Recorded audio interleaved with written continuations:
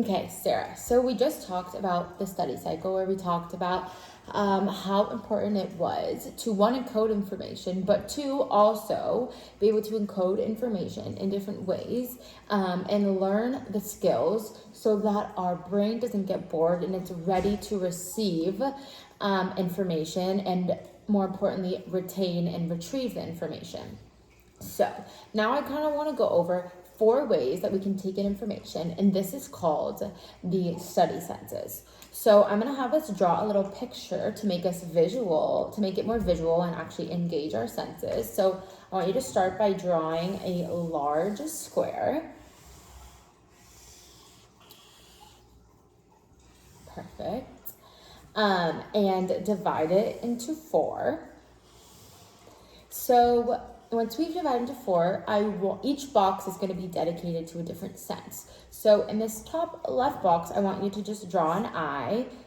It doesn't have to be perfect, just whatever looks like and resembles an eye to you.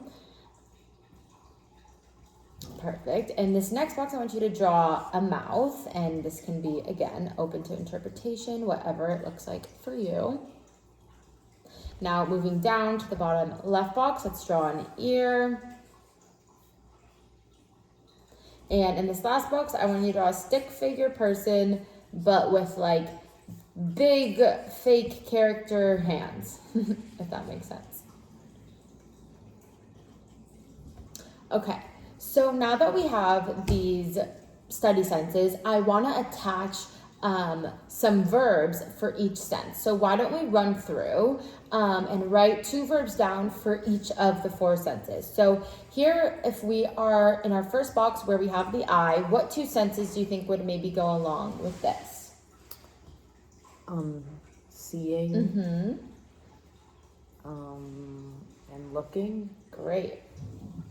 Should I write them down? Yes, write that in the box. And can we make this distinction between seeing and looking?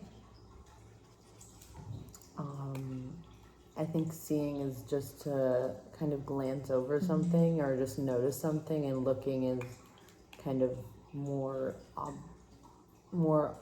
observation heavy, like looking into something. Right. So maybe taking a deeper dive, more specific intentions. Great. And I want to make one distinction here about the eye is it's not just about looking. Like, for example, if you were to read the word train when you're reading, okay, your brain might take it in like, okay, we're reading about a train. But if you were to see a visual of a train, it would maybe really encode the information about a train better because you're having that visual. So there's a lot of vantage points to this sense because you're not just looking or seeing something, you want to really be able to visualize it. Next we have the mouth, and what do you think are 2 verbs that would pair well for that? Talking or speaking. Great.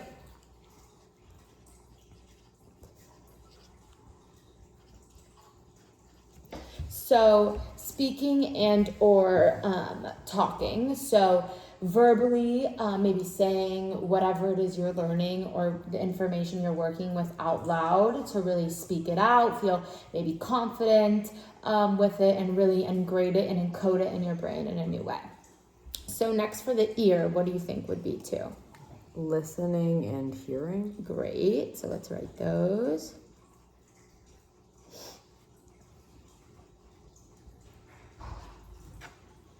Okay, so obviously listening and hearing information, maybe hearing somebody else explain it or somebody else teach it is going to encode it in a new way for you. You'll have a new perspective.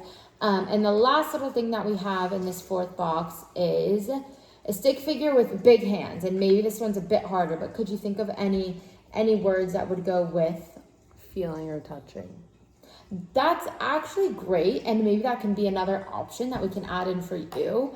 But this specifically, I know it's kind of hard with this picture, but it's moving and manipulating.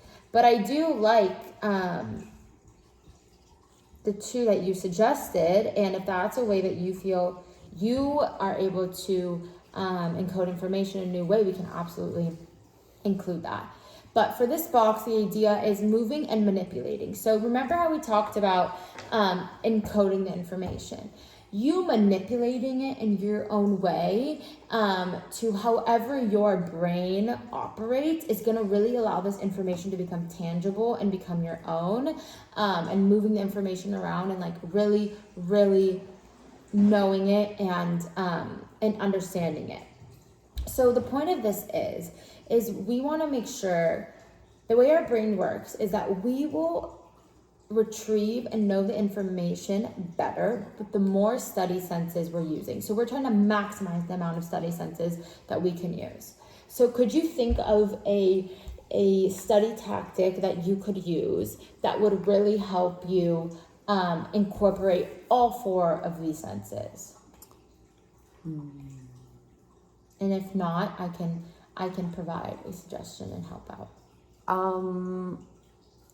I think pairing up with a partner and teaching one another about what you're learning about, because then you're engaging, like you're talking and speaking, and you're also listening and hearing. And depending on what it is, you're moving, manipulating. Right. So definitely listening and hearing, because you're hearing somebody else, and then you're as well speaking and talking. And then do you think also maybe because you could include visuals that you would be seeing and looking, and in terms of pairing up with a partner, you each provide a visual for it. You when can you're incorporate teaching that. And then how about for moving and manipulating, what you could do is you already, because you're teaching it to a partner, it's your words and it's in your way, so you are manipulating that information, right? And with moving, some people enjoy walking and talking, some people enjoy sitting down. So I think what you suggested, working with a partner, is a great way to incorporate all 4 of these senses. And there's many more that we can get into, such as building your own quiz, maybe a T-chart, maybe flashcards. And so lastly, I just want to emphasize how important it is to really maximize our study senses, and when using the study cycle, to practice using as many study senses as we can, because we're going to touch on this in our next mini lecture. But the more senses we use, the more our brain is going to build neural pathways, and the more we do this, the bigger the neural pathways are going to get.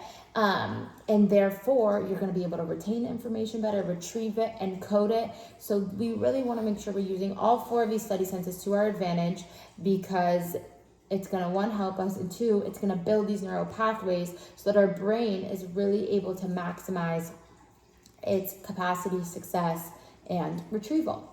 So next mini lecture, we will touch on building the neural pathways.